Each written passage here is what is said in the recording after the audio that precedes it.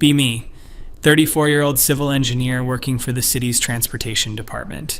Spend my days designing drainage systems and reviewing construction plans. Nothing glamorous.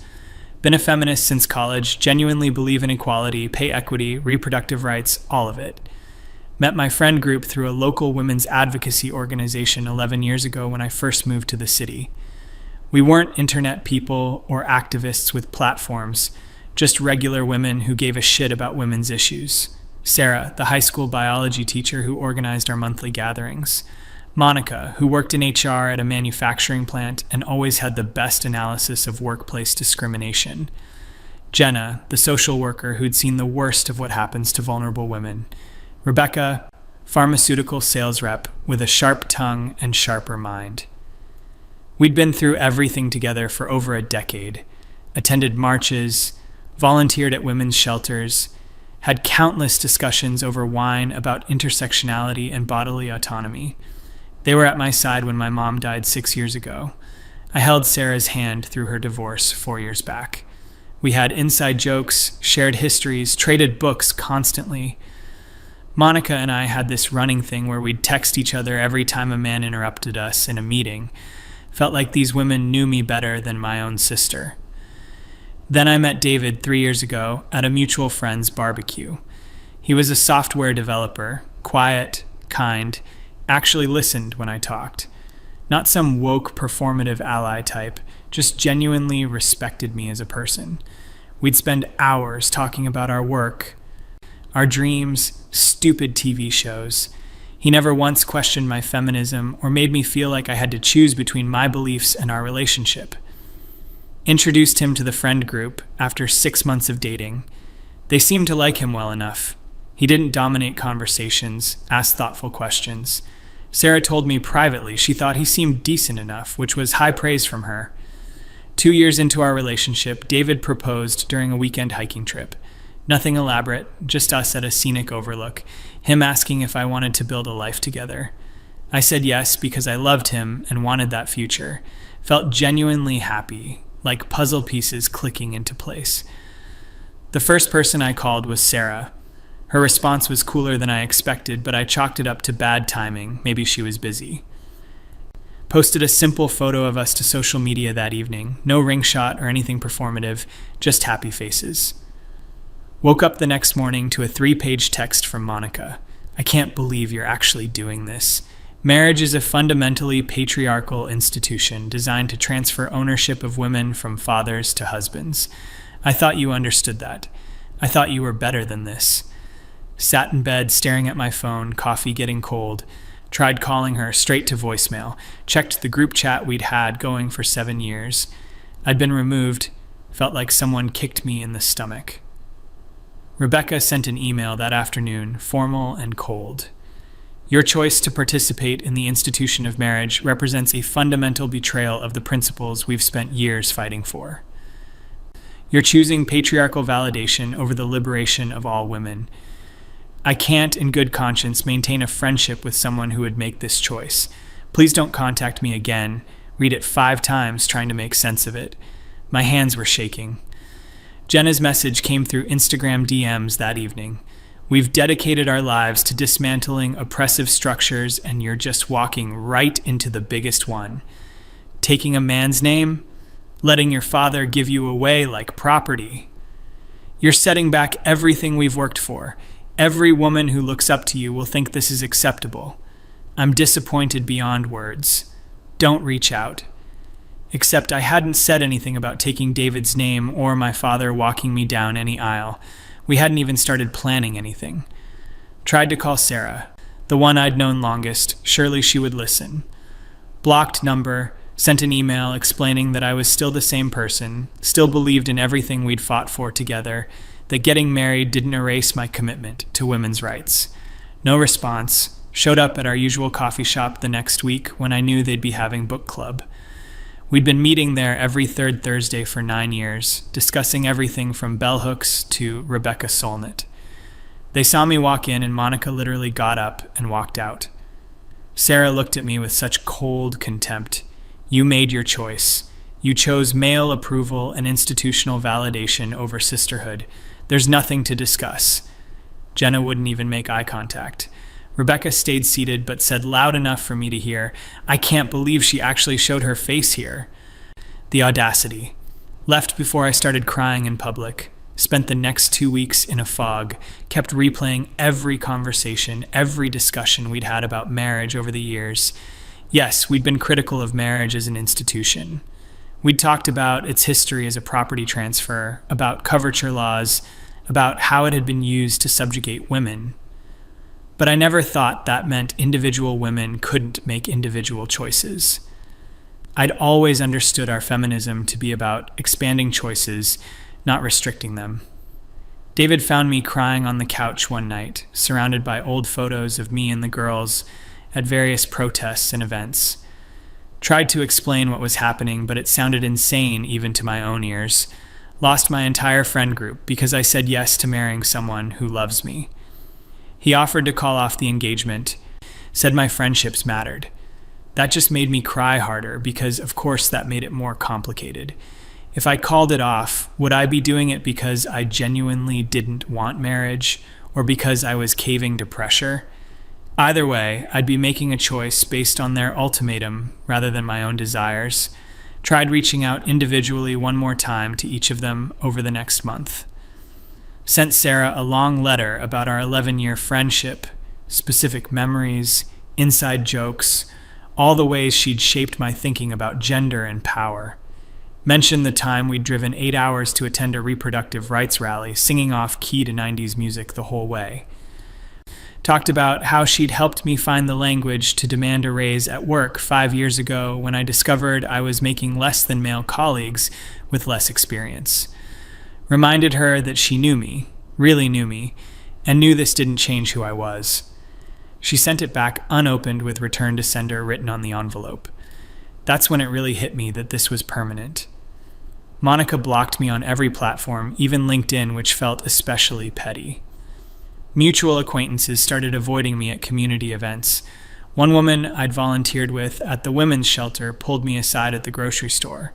Told me she'd heard what happened, and while she felt bad for me, she understood where my friends were coming from. Marriage is the bedrock of patriarchal control. By participating in it, you're giving it legitimacy. You're telling young women that it's acceptable, even desirable. You have to understand how that undermines everything. Wanted to scream that I was just living my own life, making my own choices. Isn't that what feminism was supposed to be about? But I just nodded and left. David and I got married 6 months later in a small ceremony. My family was there, his family, some coworkers, a few casual friends. The absence of Sarah, Monica, Jenna, and Rebecca was a physical presence. I'd imagined them at my wedding for years, standing beside me. Instead, I had my cousin as maid of honor, a perfectly nice person who I saw maybe twice a year. We did a ceremony that felt authentic to us. I wore a white dress because I liked how it looked, not because of any symbolism about purity. My dad didn't walk me down the aisle. We walked in together because we wanted to enter as equals. I kept my last name professionally but took David's socially because the paperwork seemed easier and I genuinely didn't care that much about the name itself. Felt like every choice was scrutinized in my own mind. Was I doing things because I wanted to or because I was trying to prove something? The wedding itself was beautiful, but I kept seeing ghosts in the empty seats. Honeymoon in Portugal was the first time in months I felt like I could breathe. Away from the city, away from the places we used to frequent together, away from the judgment. Came back to reality 2 weeks later, got a Facebook message from someone I barely knew, a friend of a friend. She'd heard what happened and wanted me to know that my former friends had been talking about me. Apparently I was being used as a cautionary tale in their circles, the woman who claimed to be a feminist but couldn't resist the lure of patriarchal approval. Felt sick reading it. 11 years of friendship reduced to a warning label. Threw myself into work for the next few months. Easier to focus on stormwater management and traffic flow than on the gaping hole in my social life. Colleague at work asked if I wanted to grab drinks after a long week. Realized I hadn't socialized outside of David in 3 months. Said yes, and hated how pathetic I felt about it. Slowly started building new friendships, but it felt like starting from scratch at 34. Other women at work who were also married, also juggling careers and personal lives. They were fine, nice even, but we didn't have that shared history. No inside jokes that spanned years, no deep theoretical discussions about power and gender. Missed those conversations more than I expected. Missed Monica's razor-sharp analysis of everyday sexism. Missed Jenna's stories from the field that put everything in perspective. Missed Rebecca's dark humor about the absurdity of it all. Missed Sarah's ability to synthesize complex ideas into clear frameworks. 1 year after the wedding, saw Sarah at a community meeting about urban development. My heart literally started racing. She saw me, made eye contact for a fraction of a second, then deliberately turned away. Spent the whole meeting acutely aware of her presence 3 rows ahead. Wanted to approach her afterward, but what would I even say? Nothing had changed. I was still married, still apparently a traitor. Drove home and cried in the driveway before going inside. David found me and just held me while I sobbed about how unfair it all was. 2 years out now, and I've mostly accepted this is permanent. None of them have reached out.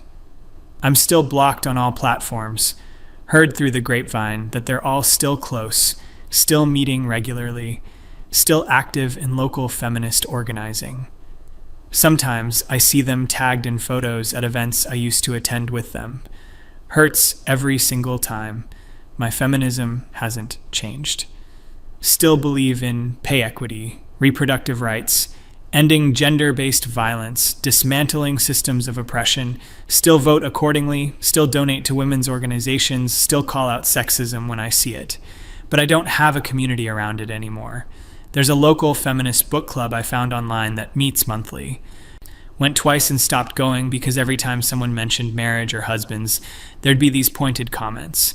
Nothing direct, just enough edge to make it clear that married women weren't really full members of the movement, felt like wearing a scarlet letter, made friends with some women from David's work social events. They're fine, we talk about normal things, but there's always this guardedness on my part. Afraid to get too close, afraid to be vulnerable, afraid to invest too deeply in friendships that could evaporate. David's been endlessly patient, but I know it weighs on him too. He feels guilty, even though none of this is his fault. Told me multiple times that if he'd known this would happen, he wouldn't have proposed. But that just makes it worse because I don't regret marrying him. I regret that my friends made me choose between them and my own life choices. Still don't understand the mechanism of it. How does my individual marriage harm anyone else? How does my personal choice to legally bind myself to a partner I love perpetuate oppression? I'm not telling other women they have to get married. I'm not claiming marriage is necessary for fulfillment or validation. I'm just living my own life according to my own desires. Thought feminism was supposed to support that. Guess I was wrong about what our particular brand of feminism meant. Or maybe I was wrong about what those friendships meant. Hard to tell which loss hurts more. The friend group or the ideology I thought we shared. Been doing a lot of reading on my own, trying to reconcile my beliefs with what happened. Came across this essay about choice feminism versus structural feminism, how individual choices exist within structural constraints and can reinforce those constraints even when made freely.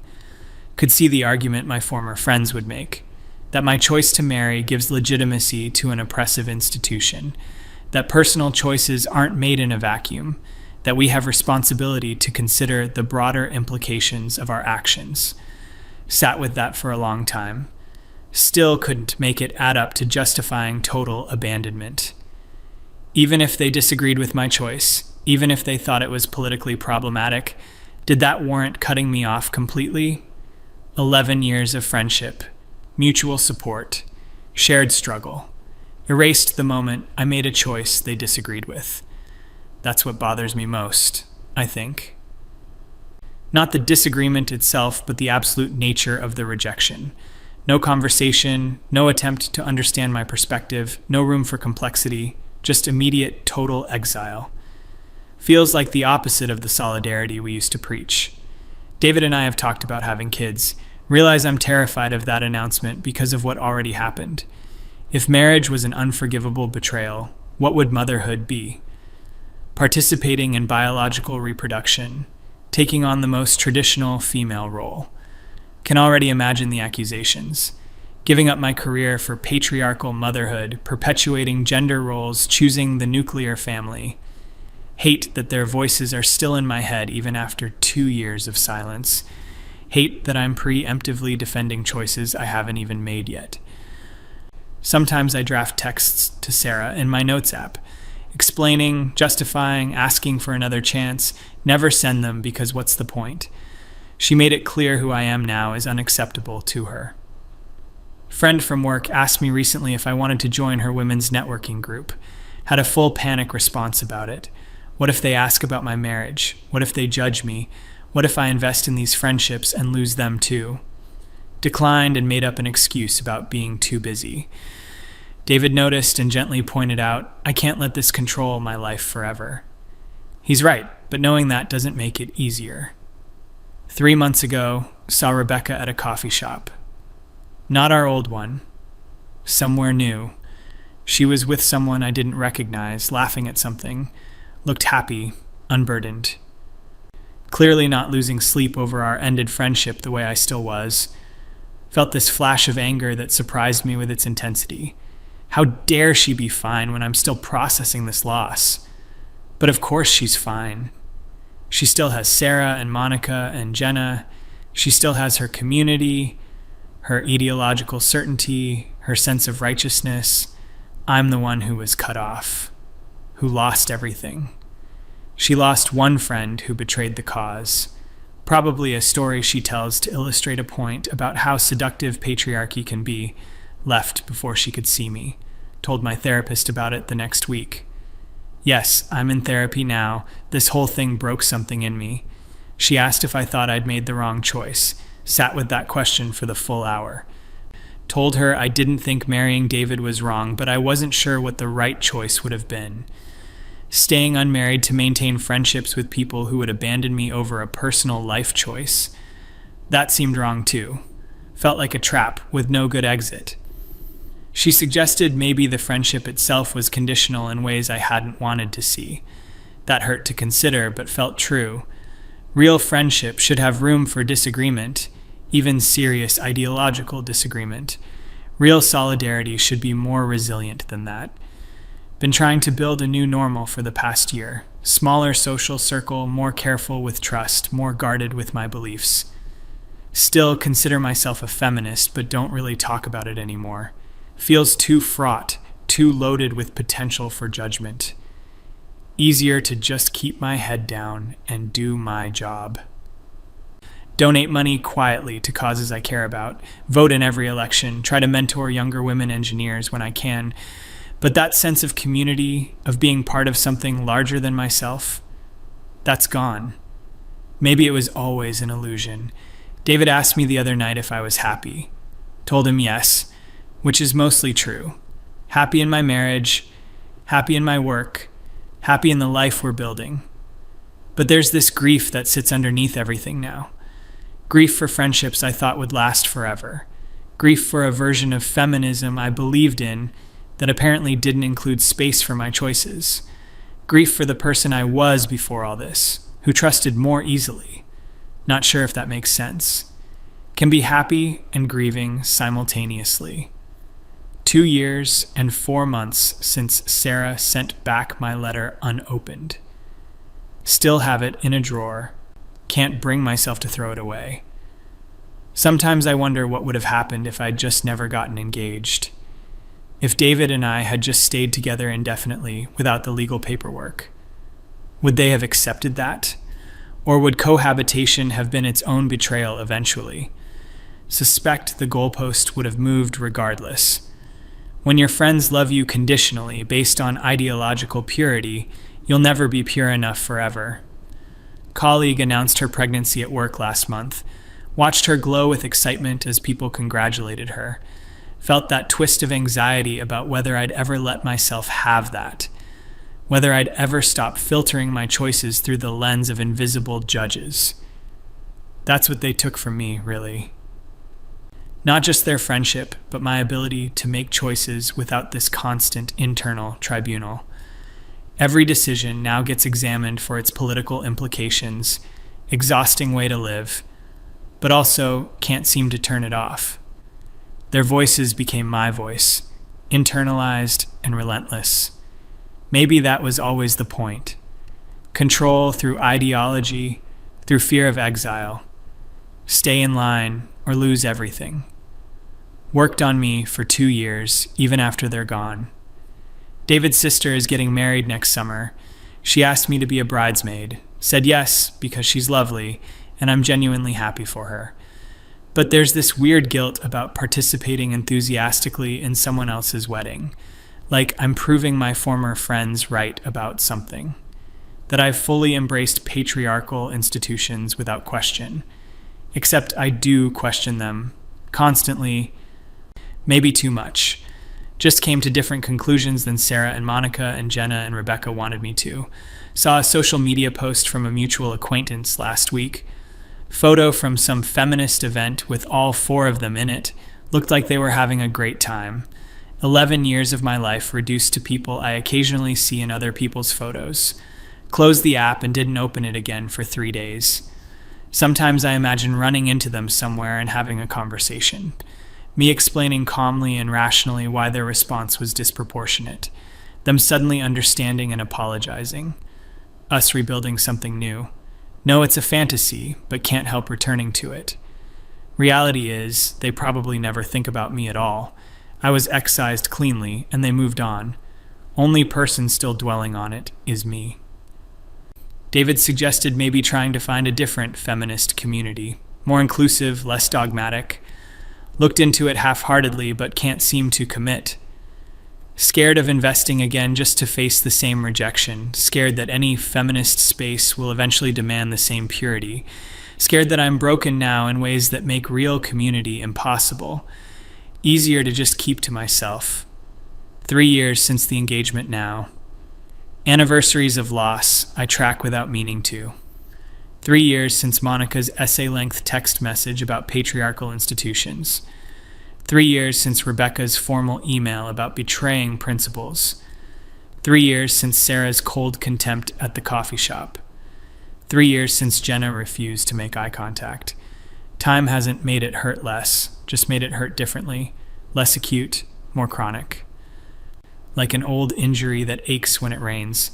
Started volunteering at a girls' coding workshop through work, teaching middle school girls basic engineering and programming concepts.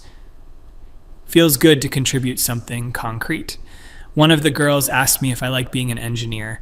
Told her I love it, love solving problems, love building things that matter. She asked if it's hard being a woman in a male-dominated field. Gave her the honest answer about challenges and discrimination I've faced. But also told her it's possible, that she can do it. That she doesn't have to choose between her career and other things she might want in life. Felt like a radical statement, even though it shouldn't be. Maybe that's where I'm landing on all of this. Feminism that expands choices rather than restricts them. Even if those choices look traditional from the outside, even if those choices can be critiqued through a structural lens, still valid if they're made freely by women who understand the context.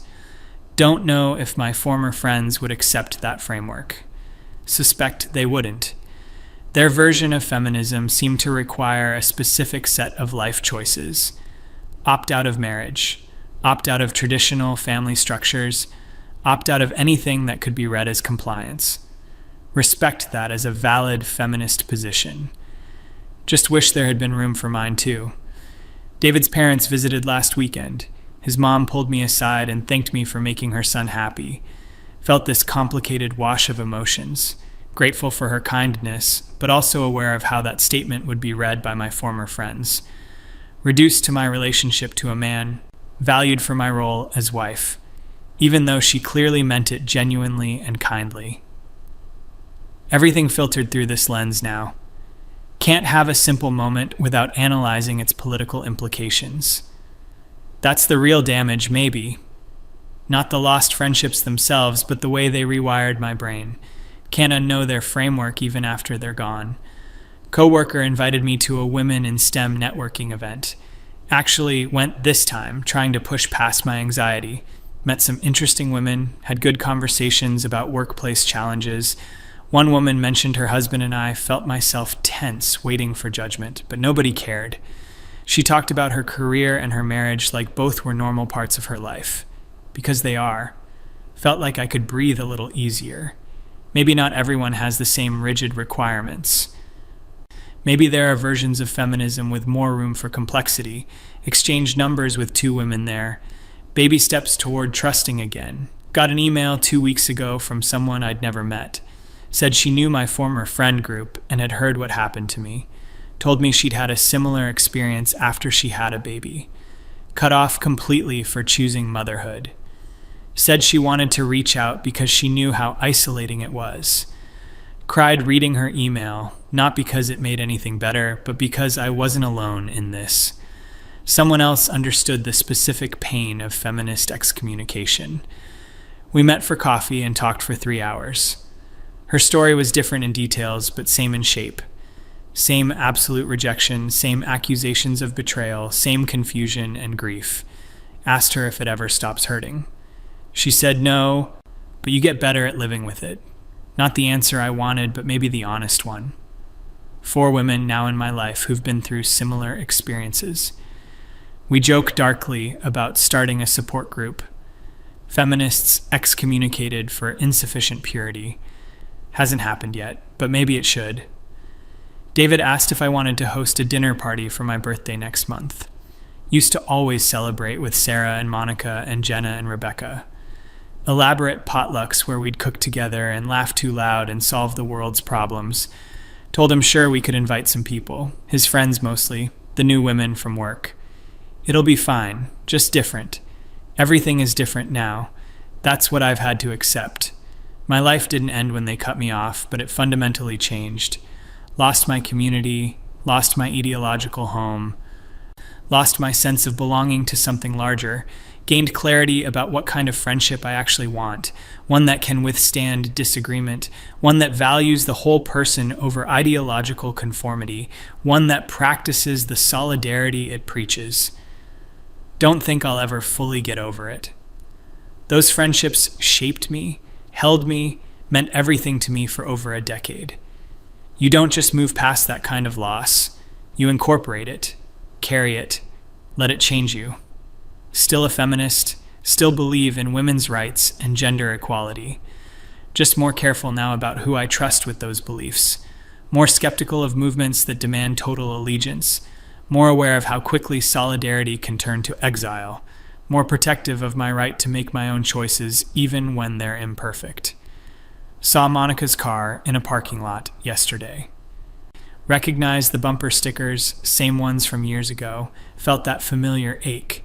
Wondered if she ever thinks about me. Wondered if any of them have regrets. Probably not.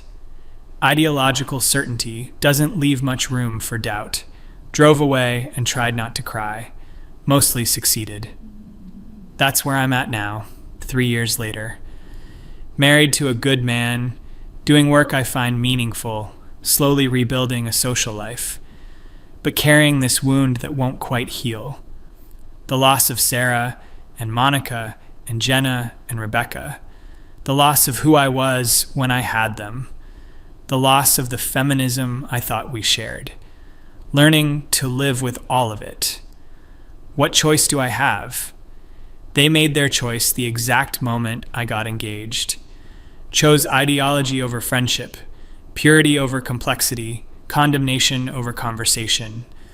I'm still here, still figuring it out.